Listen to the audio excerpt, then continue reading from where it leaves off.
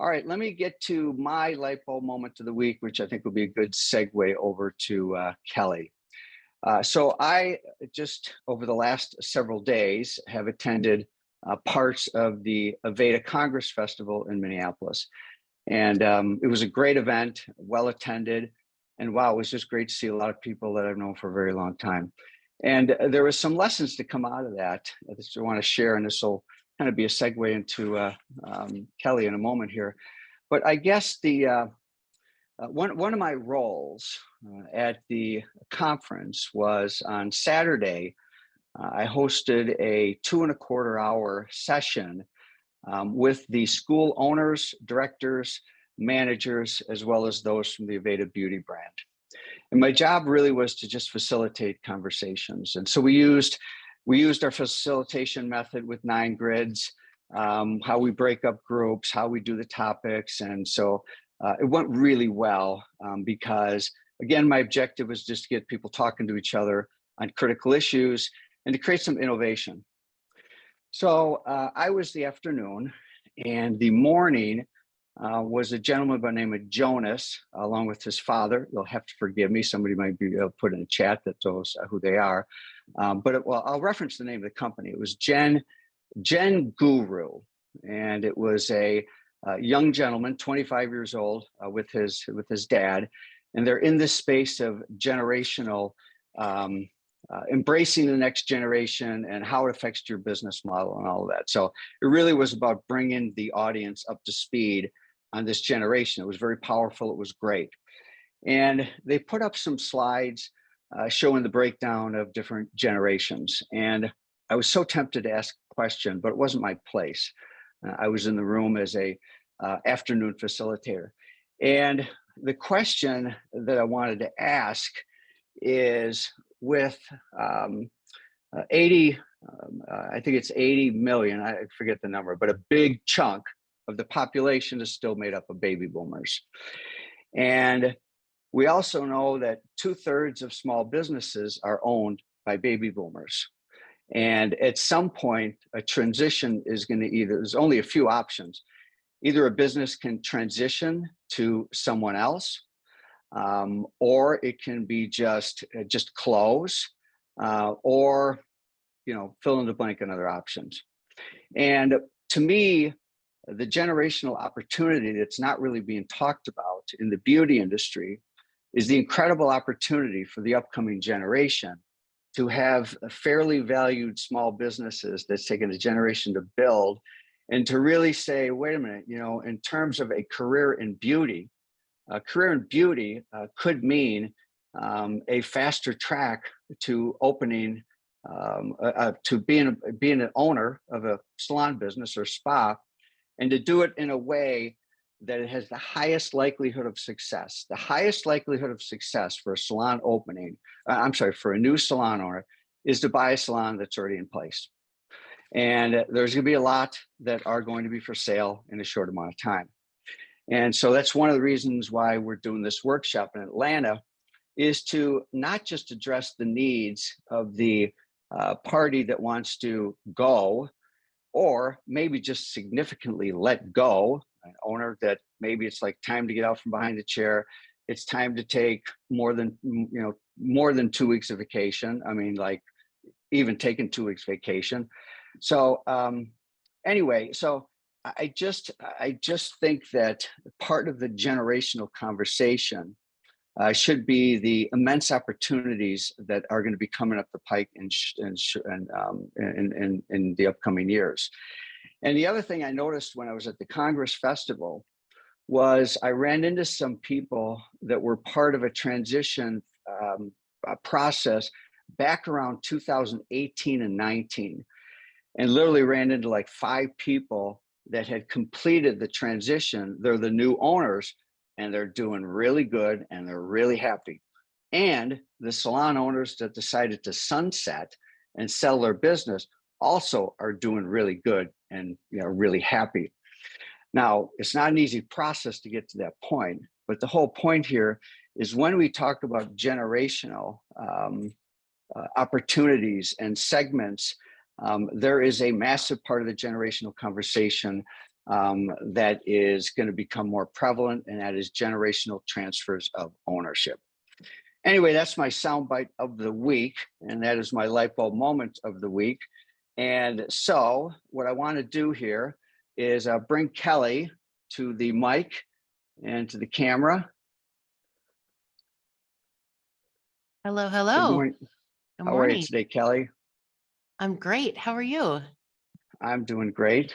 I've been dying to have you as a guest for a while here. So here we are, huh? Here we are coming in hot, right? Like I said. Social media is changing a lot and it's coming in hot, and I can't wait to unpack that. I love it. So first of all, a little bit about you. I mean, you and I met once. Yes. It was like one time, and we were co-presenters at a PBA something, a PBA regional event, and you did a great job back then. I mean, it had to be like 10 years ago. And basically, it was me, you, and one other presenter. And my recollection, I could be off. I think we all went to the bar afterwards. I think we And did. yeah, and the three of us, it was me, you, and Steve Gomez. We just sat there and we just chatted and got to know each other. And then poof, I haven't seen you in probably a decade. I But know. I've watched you and I've seen what you've grown. And my gosh, you have a legit business here, and something that's a force to be reckoned with. So congratulations on what you've created since 2009. Thank you. It's been an incredible ride, an incredible run. And it's in part mostly to the wonderful people that I've surrounded myself with. Hire smarter than you are, right? And I took that to heart over all these years. So I didn't really unpack your bio. Yeah. I'll get some snippets right now, Okay. but it is in the email invite. So we'll highlight a few things. So Kelly is a pioneer in the once uncharted social media space, a president and founder of the Evoke Agency, which is inclusive and innovative digital agency established in 2009, specializing in content creation and digital management. You take a unique approach. I want to unpack this one, to leadership and company organization. And your motto, is this legitimately your company's motto? The nice girl does win. I think it's definitely been mine over the years, and we like to sort of infiltrate that within the organization because we've been known as referred to as the smart, nice agency, and I'll take that all day. So I'm on the other side of the border from you in Yep. Minnesota. You're in Wisconsin. And over here, we have something called Minnesota Nice. Are you suggesting there's a Wisconsin Nice too? Indeed. I think it might even straddle the whole Midwest because I'm originally from Iowa, and I think my nice started there. That's right. And you went to Iowa State, I noticed, I did. and I went to University of Iowa, so we could have a Oh, conversation ooh, about that. ooh. You have a team of more than 40 people. Mm-hmm. Yep. And anyway, and you've also received certain accolades, and you've got some street credit in some areas I'll get to. You were named the 4th fastest growing company in Wisconsin in 2016, 24th fastest growing marketing agency by Inc. magazine. You also are a contributing author with Forbes. Correct. I did have a chance to scan some of your articles, by the way, and there's some great topics, including a topic about generation. I think you recently wrote an article back earlier this year about, I think, the alpha generation, right? Yeah. Right. So your articles are about ChatGPT. You talk about the thread, which I don't think anybody knows anything about that. You got a ton of followers. You won a Titan Award in the state of Wisconsin. So you got some great street credit. Thank you. It's the hustle is real, Tom. Well, and let's go back a little bit here because you said your mother was a hairstylist or is a hairstylist.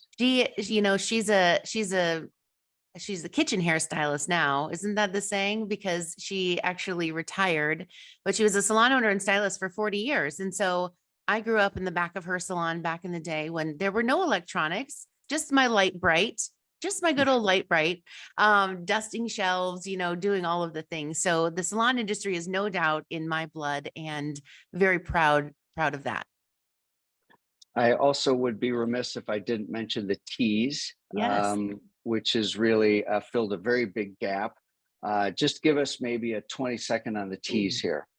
Yeah, you bet. So working in the industry for, 13 plus years, we really noticed a void in the marketplace as far as the salon professional media, right? So we thought, hey, we're going to come to the table, be an intentional firebrand, and shake it up a little bit. So we focus on smart, candid reporting, diversity and inclusion, texture, gender equality, mental health, all of the topics that we're seeing in consumer beauty, but we're not leading over into the pro beauty space. And so we're here to do hair, culture, beauty better. We're uncovering communities and having conversations better and in a unique and different way. So, ultimately we want to elevate the hairdresser, and that is the soapbox that I will stand on and shout from the rest of my career. And those are the types of things that we're doing at the Tees. You mentioned in your conversation, I circle this, that elevate the industry from grandfather to guidance counselor. Yes. We've got some alignment, because I often talk about helping professionals in the industry from cradle to grave. Oh, okay. Cradle really being the students, and grave is a nice sunset into what's next in their life at whatever's appropriate to them. So I see a lot of alignment. Um, Yeah. Now, before we get into the core components of social media that are changing, what it Yep. might look like for our listeners here, um, I have to be transparent with you. I'm not very active in social media, Yeah. and sometimes I wonder, and there's a lot of personal reasons for that. I don't I don't need to let the world know that I love my wife and daughter and my son on the designated days to I acknowledge didn't them. I do that just either. Yeah. and I don't need to, and I'm not being critical of anybody, that I don't need to post my meals or anything like that. And I'm pretty inactive.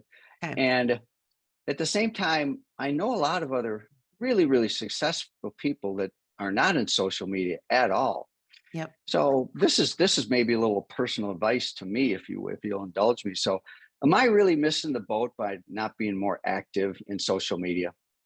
I don't think you need to be active per se in putting out your content, but I do think that you need to be consuming the media at some point, right? So whether it is Facebook, Instagram, or it is TikTok, just from that relevancy perspective, I mean, even, I admittedly am not an avid consumer. Certainly, I should probably say I am, right? A handful of hours a day, but it's important to know what cultural trends, movements, and topics are out there. So at least like give it a couple blushes a day.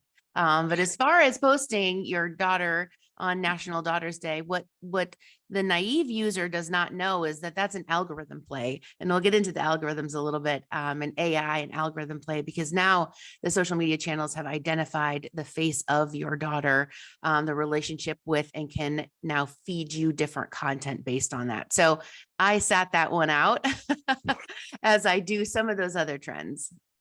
Well, I should clarify what I'm saying in terms of missing the boat. I actively do consume, Okay, great. but Wonderful. I'm a spectator, and And yeah. So And I think that's fine. I think it's fine to be a spectator, engage where you want and when you want. Keep in mind that when you like content, you share content, you view content, that's all going to shift your algorithm. So, sometimes you're like, I haven't seen any of this. Somebody's talking about what Taylor Swift and Travis Kelce. What? It might be because you aren't engaging with that content. So the more you're engaging with that content, the more the algorithms are going to feed additional content to you. So keep that in mind when you are consuming, but I do think that's an important part. Not necessarily that you have to participate, but consuming is great. all right, let's get to the topic on what's changing and why it Okay. really matters. And I'm going to be listening. I actually invited some other people to be on this session today in particular, because I think you're going to share something very important with us. So let's go for it. So what's Right. changing? Yeah. So I think what we're going to see in 2024 and as we round out 2023 is with the emergence of, obviously TikTok is not new, right? But we're seeing other platforms try to compete with the pull of TikTok. What I mean by that is, live content, less edited content. But if I zoom it all back, what brands are doing wrong right now is the bigger brands get, maybe the bigger a salon network gets, they're treating social media like TV, print, out of home, billboards, right? It's just too vanilla and there's not enough output. It's not strategic in context, and they're just posting for the sake of posting, which is something you shouldn't be doing if you don't have a plan or a strategy, because just posting on social media is not social media marketing, right? Let that one sink in. Just because you're posting on social media does not mean it's social media marketing. So really pulling it back to think about the content that you're posting. We can get into content certainly, but we take a look at consumer centric versus channel centric. So be on a social platform because your consumer is there, right? Let's say your demographic might be women, 45 plus, right? In your local area. Where are they at? They're most likely not on TikTok, right? Are they on Instagram, or is their sweet spot really Facebook? So thinking about what are the platforms, where is your consumer, and then investing in content within those platforms. Nobody wants boring content either. I mean, you see it, you scroll right past it, right? I think that's why TikTok has taken off as it has. So you need content that works for you, works for your brand, or works for your salon. Got it. Okay. So this is really about being very strategic and not just going through the motions, Yeah. but really digging deep. And I think your soundbite there, a social post does not equal social media marketing. Let's Right. continue on this thread. Okay. Let's keep diving deeper into this. All right. So if you're saying, great, what type of content do I need to be posting? I don't even know what the word content means. Content is video, content is photo, right? Content is live as well. So anything within those realms relates to content, right? So the most important thing is to make sure you're posting strategic, quote unquote, organic content. What that means is it needs to feel organic and it needs to get your point across. So 58% of Instagram users say they like and share content from a brand when it's unpolished. 58%, right? Mm, So I believe gone are the days of over polished content. What I mean by that is, in the past, we used to have we still have a production studio, but would be producing content, video snippets, 15, 30 seconds that may take 5 to 8 hours to produce one piece of content. The consumer is not necessarily responding to that anymore. Needs to be a bit more unpolished. Also thinking about what value does it bring, right? So back to the vanilla. Don't go vanilla. It needs to fall in one of these categories: education, inspiration, entertainment, support, motivation, humor, relevancy, and connection. oh, I'm not going to be the only one to ask you to repeat that one. All right. Here we go. All right. Education, Yep. inspiration, Yep. entertainment, support, motivation, humor, relevancy, and connection. So what Okay. value is your piece of content bringing, right? We do a lot in the pro space on the education and inspiration standpoint, right? And then you'll also see some of the, entertainment, humor, and the memes, the trending content that's out there. And then making sure that it's relevant, right? So if you're a salon owner and you're saying, what does relevancy mean to my audience? Well, we can all achieve the perfect blowout when we're sitting in your chair, right? But when we go home, we don't know how to do it. We're not going to recreate it. So what type of content could be relevant to your consumer? Might be something like, here's how you hold a round brush, right? Here's how you section the hair if you want this desired look. That also is education for our consumers as well. Gotcha. So, all right. So, I'm trying to think of like a before and after example. So Yeah. what a client might have done, and maybe you can use one of your own case studies without revealing a client's name. So what did they do in the past, and Yeah. what are they doing now? Yeah. So we work with, even outside of the salon professional space, a few lifestyle brands and a couple of the biggies out there. I won't name the name, but we completely revamped their social strategy about 3 to 4 months ago. That's going to really lead the path into 2024. So what that was before, it was a relatable, tried and true. It's definitely on your shelf or your grandparents' shelf at home products, right? And so how do we make something like that relevant? They have the street cred, right? They've got the background, they've got the scientific knowledge that we're bringing to the table, but there's a lot of emerging competitors out there that are hipper, newer, cooler, right? More relevant. And so how do we do that with an old tried and true brand? The content strategy really shifted to, it used to be the need was, hero shots of the product. Here's why you should use this product and when you should use this product, to a complete shift to we threw out everything we knew about their audience, about social, and we really revamped it to be much more relevant. So what that means is we have content that's ebbing and flowing hour by hour. So if there is a TikTok trend on, let's say, how to mix cottage cheese.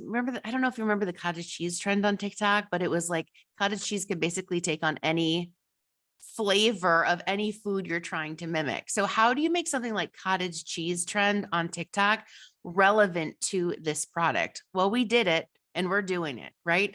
Another trend is this just went viral the other day. Someone has a piece of bread, they squeeze an entire bottle of ranch on a sandwich and eat it. Sounds ridiculous, which it is, right? But how do you get the brand conversation in that type of trending content? And that has to be real time, right? It's the real time personalization of the brand. And it shows that the brand is relevant versus producing just a pack shot of the product and saying, here's why you should use it. We're inserting the brand into the relevant conversation that's happening today. So for anyone out there thinking, how in the world do I do that? If you aren't consuming, TikTok or Instagram, find someone in your salon that is, and talk about those trends. So from a TikTok perspective, the algorithm really favors a variety of different things. And I'm going to get into if you're okay, Tom, to get into some of the geeky stuff here. Yes, please do. Yes. I'd like Okay, that. we're going to talk about TikTok. So 15% of product discovery in our world happens on TikTok, which is crazy high if you think about it. 15% of new product discovery happens on TikTok. And that's competing with TV, billboard, print, word of mouth, email marketing, direct mail, radio, podcast advertising, 15%. So if you're a manufacturer out there and you're not on TikTok, like, whoop, the train's leaving without you. We're going to need to get on that. Give me a call. But from an algorithm perspective, there's a couple of things to look at. So it favors TikTok content. TikTok favors content from a user activity perspective. So how active are you on the platform? If you're like, I have a TikTok, I think we post once a week or maybe once a month, you're not active on the platform, right? That's really important. The more active you are, the more active a brand or a salon is on TikTok, the higher up it's going to pull in the TikTok algorithm. What that means is the more engaged with the algorithm you are, the more people are going to see your content, the more popular you're going to be in layman's term. We also talk about subject matter, right? So if TikTok understands that there are 4 things trending, I mentioned Taylor Swift and the Chiefs player, right? And does, that went off pretty big with people making up memes. Are you involved in that from your salon, from your brand perspective? Our brands were. On Monday morning, they had TikToks, they had memes, they had Instagram memes, reels, shares, stories with memes about Taylor and Kelsey, right? That's not his first name, right? Travis Kelsey. Okay. Right. Okay. Yeah. User activity, subject matter. Number 3. Location and language. So making sure that you are engaging with people in your particular location geographically. The 4th one is audio. Audio is big. So a lot of trending sounds, trending voices, trending voiceovers, trending songs are paired with popular content, paired with memes. If you're jumping on the audio trend, let's say it is a before and after, but it's dubbed over with Miley's new song, and TikTok recognizes and prefers that song, you're going to pull up higher in the algorithm as well. So to round this out, the most valuable content on TikTok specifically is video views and engagement, right? So making sure that we have views and engagement. And then finally, the content gold, if you will, is tagging onto an audio trend plus a video trend. Right. So what could that be? We'll talk about relevancy, right? So again, Taylor and Travis are walking out of the locker room together. It's the first time we've seen them together, right? So it's a video of them with maybe a dubbed over song of one of Taylor's hits, right? So thinking about what's trending on audio, what's trending on video, and then inserting your brand into that conversation is going to help you as well. Also, content on TikTok, we call it edutainment. I don't think we made up that word, but entertainment plus education. It has to be both. So edutainment is where you're going to hit there. Another trend on TikTok that we're going to see, and then I'll get off the TikTok bandwagon. I could switch over to YouTube, or I mean, switch over to Instagram, is in 2023, TikTok announced e-commerce capabilities, right? So now we can shop on TikTok. I believe they're making a pretty big run for Amazon in the fact that in 2024, there's now going to be fulfillment capabilities through the TikTok platform. So think about that from a CPG perspective, from a product perspective. We can now sell and drop ship on TikTok, right? Pretty crazy if you think about where they're headed. All right, that's like a a crash course that's super powerful. Thank you. And I know a lot of people are like taking notes. So well, I can talk a little bit about Instagram. I don't want to leave that one out, Tom, if that's okay with you. yeah, I'd like to come over to Instagram. Okay. And so when you and I talked, so this is what you referred to as the big changes next year. So for example, with TikTok, so you're highlighting one of the things that's changing a lot, and it's coming in hot, and that would be TikTok possibly becoming a marketplace, right? Correct. Marketplace that can fulfill, right? It's a marketplace now, but now a brand to the platform, and it's all coming in 2024, will be able to have fulfillment services. So I purchase XYZ shampoo through a TikTok ad. I click it, I go all the way through, and the manufacturer works with TikTok to fulfill it on my doorstep. Wow. That I is, know. no, I mean, when they really unpack that idea, I mean, that's huge. It is. Okay. Yeah. All right. I want to go to Instagram. I want to pause for a moment here. And I just want to put myself in the shoes of, I'm a small business owner. Yep. Salon, spa, maybe even a school. We'll leave it at salon and spa. Okay. And, I'm a micro business. I'm under 5 million in revenue. And I don't exactly have a lot of cash flow to be adding to the team, or having an agency or something like that. This could feel daunting to a small business owner. I mean, does everybody need like a full-time social media manager? Yeah, I think it's really daunting. And even, back in the day when I was doing a lot of speaking and educating on social when it was new, right? This is one of the topics, is like, how do I handle social with my salon? I've got, 10 chairs, 20 chairs, 2 chairs, or I'm an independent, right, stylist. I think that you do need to have a dedicated resource, not necessarily a full-time employee that is thinking about that, but I'm sure hands down, someone in your salon is an avid user, poster, creator on one of these platforms, whether it's TikTok or Instagram. And I would make that part of their role and job description, right? And maybe it's split between 2 or 3 people. If I'm in on Mondays, my colleagues in on Tuesdays, my other colleagues in on Saturdays, make it part of their daily engagement. A spa that I frequent here, they actually have their particular team members each have a professional profile on Instagram that relates to the spa.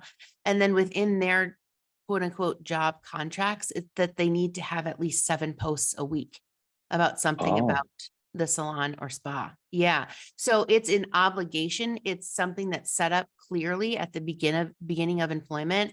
And, some are better than others, right? Some are digital natives, some are non-digital natives, but they still do it.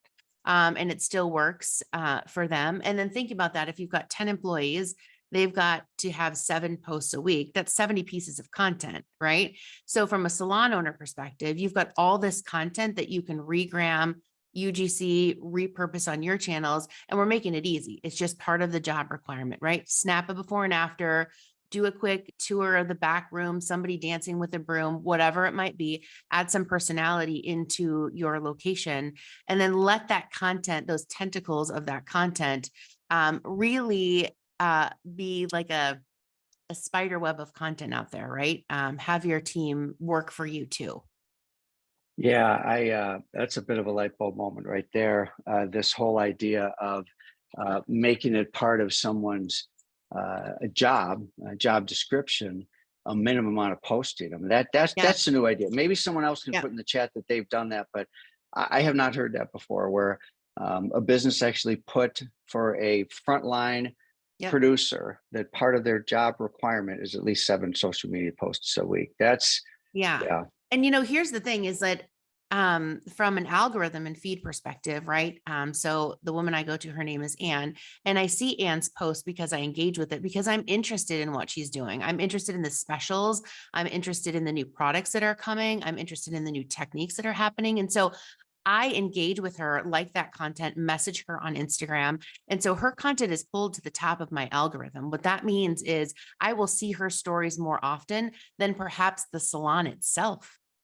Right. So you think about those individual relationships that you have with your stylist in particular. You're following them, you're interested because they're an integral part of your life and how you feel. And so there's that trusted advocacy there too. So I know James in the chat just posted, should we have someone collecting content daily on the salon floor? And that relates back to it. Yes, absolutely. Yes. Maybe somebody has, again, a day of the week, you have minimum required posts. Maybe somebody curates that specifically for the salon. Pick somebody who's passionate about it. You've got new stylists coming right out of school. They're probably consuming 3 to 4 hours of social content a day. Let them be part of the solution and the brain power and creativity behind the salon.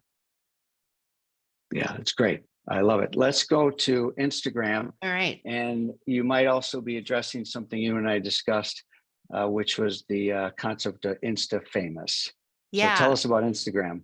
Okay. So Instagram, this is, I think, going to be a light bulb moment because, we consume Instagram, we scroll, we look at the stories on the top, right? Like what's new, what's happening, but there's actually 4 algorithms working at once within Instagram. An algorithm in very layman's terms is the formula behind the scene for when and how your content is seen and fed to people. So you think, oh, I just think it's being fed to me. I like it. I'm going to click it. I'm going to engage. No, there's actually 4 different ways that the algorithm is working. So there's a feed, an in-feed algorithm. So if you're scrolling on Instagram, that's your feed, right?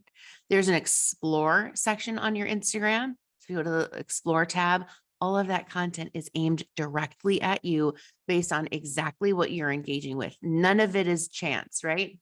It's the age old, like, wait a second, I didn't buy those shoes and now it's targeting me on Instagram. Yep, that's exactly what's happening. There's reels, and then there's stories. So each of these 4 algorithms you can play into, right? Making sure that you are on the feed, you are doing reels, you are doing stories quite frequently, and then that you do get into the explore page as well. So 4 ways that you can really engage on Instagram. Each of these algorithms are based on signals. So signals are the type of action a user takes on the app. In other words, what is the post comprised of? Are you asking them to buy? Are you asking them to share? Are you asking them to like? Are you asking them to DM you? What is the signal that you are asking them to do? That is how the algorithms feed content to you. I can assure you, for better or worse, none of it is chance. Marketers like us, again, for better or worse, are the ones from a paid perspective targeting you so we can perk your ears and eyes and your buying capabilities within the platform for brands purposes. Instagram prioritizes video. I'm going to be so bold as to say, if you're posting just photos on Instagram, don't bother. Yep. It prioritizes video. And that's really, really important. Again, remember back to the beginning, we don't want vanilla content. We don't want overproduced content. So a lot of times, salon owners or brands might be saying, oh my gosh, who in the world is going to have the budget to do videos every day? Well, remember those 6 or 7 stylists that you're engaging to post on your behalf? They could make a video in 10 seconds, edit that sucker in Canva and have it up in 2 minutes.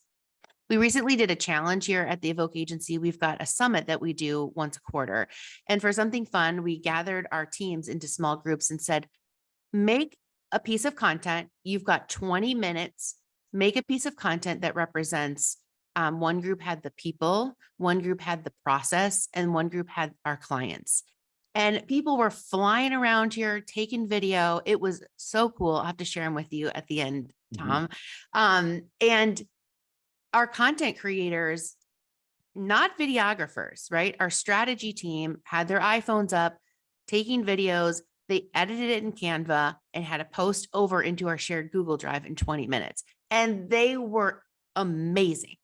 So I think you just need to tap into your team to do this. So video can be as easy as like hair flip, right? It doesn't need to be like, hello, it's Kelly Ellers from the Evoke Salon, right? Nope, nope, nope. Too overproduced. We want to have it quick take, fun, and showcase the personality and the work that you're doing. Also important on Instagram to collaborate with others. So this is new. You might see, for example, one popped up in my feed. A friend of mine has her own Instagram, right? Her personal one. And then she has a jewelry company. And I often don't engage with either. But what I saw in my feed this morning is that the two were in collaboration, which then pushed that content into my feed because I follow both. So the collabs with other users, really important. Let me give you an example of how that could work with the salon. The salon and the wine bar down the street, right? They do a collab on come over for sips and clips on Monday night, at 7 o'clock at the salon. The wine bar is going to bring wine and treats, and we're going to have $20 trims. I'm totally making this up. How do you then on Instagram, you can collaborate the two Instagram profiles together so that that content is then fed to more people in the algorithm. It's fed to the wine bar and it's fed to the salon. So the algorithms are also preferring collaborations. What they're trying to do is make sure that Instagram stays relevant, right? So we've got influencers that are creating content, and Instagram doesn't like that. They want the content to live on their platform within their two content creators, the wine bar and the salon. And then the other one is, back in the day, it was really easy to grow an Instagram. It was like, poof, there went our followers. We hit 1 million, right? This is now nearly impossible. So if you are frustrated and you say to your social media agency or team, why do we not have 50,000 followers yet? It's because it is a slow and steady race. That is about engagement. It's about consistency. It's about favoring the algorithms, and it's going to take a heck of a long time, unfortunately. The way that you can get around this is paid, right? So Instagram wants all of the money. So does TikTok. So does Facebook. If you are not boosting, if you are not creating ad sets and promotions through Facebook Business Manager on Meta, and you are not putting any paid behind content, you're going to fall lower within the algorithms. There's a variety of ways you can do paid. If you want lead generation, customer acquisition, you can signal those ads for that action. If you want people to like your page or engage with your page, you can pay to do that as well. This doesn't need to be a huge budget. Let's put $5 a day towards it. It needs to be something, $2 a day.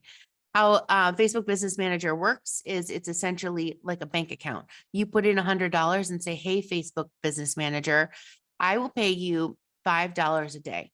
And here's what I want these ads to do. Encourage people to like my page, encourage people to click through for appointments or referrals, right? And how it works is every time those $5 go away each day, it chips away at that $100 that you put into the bank of Meta. And that's kind of how it works. So you can set parameters around that. So that might be a little more than you wanted to know about Instagram. Well, But there you have it. Qnity organizes our small business around 5 different functions of the business. Okay. Marketing, education, operations, human capital, and finance. And so this is a great dive into the function of marketing. And I'm certainly going to be pushing this out to all our clients to say, hey, you really need to watch this because it's very powerful. And what you gave us was actually a lot of prescriptions around it. So you went a little deeper than most of my guests, which is totally appropriate and appreciated. So Kelly, great job. Thank you so much today. You bet. Amazing. It was incredible to share. So everybody, let's give Kelly a virtual round of applause by virtue of a shout. Give her a little bit of feedback. Good morning, Jana. Thanks for your feedback there. And Kelly, you are an official member of our Brain Trust, which means you Ooh, should have a $1 million light bulb coming your way. I love it. And then of course, to stay in touch with us because we have a celebration of light bulb moments next May. And Awesome. given you're a member of the Brain Trust, we're certainly going to send you an invite. Wonderful. I'll be You happy to just, be there. yeah, I got to call you offline. My head is kind of spinning here a little bit, so I'll call you later. But your assignment is complete, and your Okay. contribution is much appreciated. So again, thank you, Kelly. You bet. All Thank you right. so much for having me. All right, read some of the comments if you can, and with the Will do. rest of the group here, we'll wrap up here pretty quickly. I don't know. I've already went through the announcements. Shout out to Lightheart Sanders, who helps sponsor this podcast and live session, as well as Ally Health, which is a virtual on-demand. Virtual mental health care. Subscribe to our YouTube channel. Also watch us on the podcast now. I'm still getting used to the fact that this is also a podcast. So check that out. That's going to be an edited version of this. And this is an episode that I personally am going to rewatch myself. Would love to hear from you. And also, we are looking forward to seeing you next week. We do have a guest next week. You'll find out who that is very soon. And we appreciate all of you as we officially enter the fall season, which, as I said, in a session about 3 weeks ago, this is a great time of year, the second new year, September being the second new year, to make really, really great changes and improvements in your business.